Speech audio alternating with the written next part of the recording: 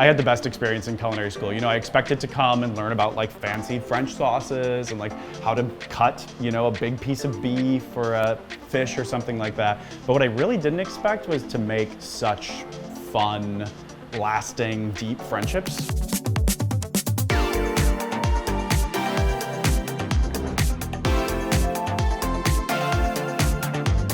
A career in food became something I wanted to pursue professionally when I was in medical school. I was studying a lot about the human body, and all of my interest in food really got pushed to the side.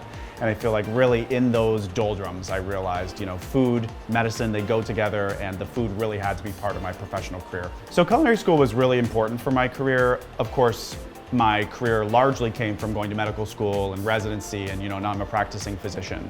But in order to really convince people that I knew what I was talking about when it came to food, and I wasn't just like some random doctor who liked to cook, that's where culinary school came in. But because I've come here and had that education, I think that really has opened a lot of doors for me. So I'm thinking back to the lessons that we had at ICE, and something that came through, I feel like, in a lot of the lessons was how to make a basic pan sauce. If you can make a great pan sauce, you can make anything taste good.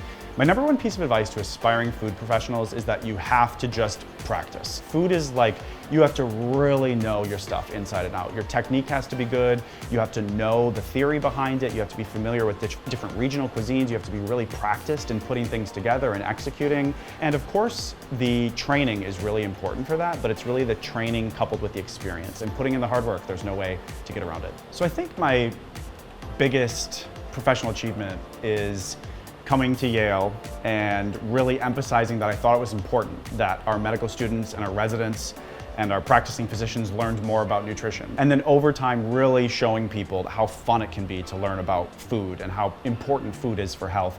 And then seeing the impact that it has on patients, I think has been the thing I've been most proud of.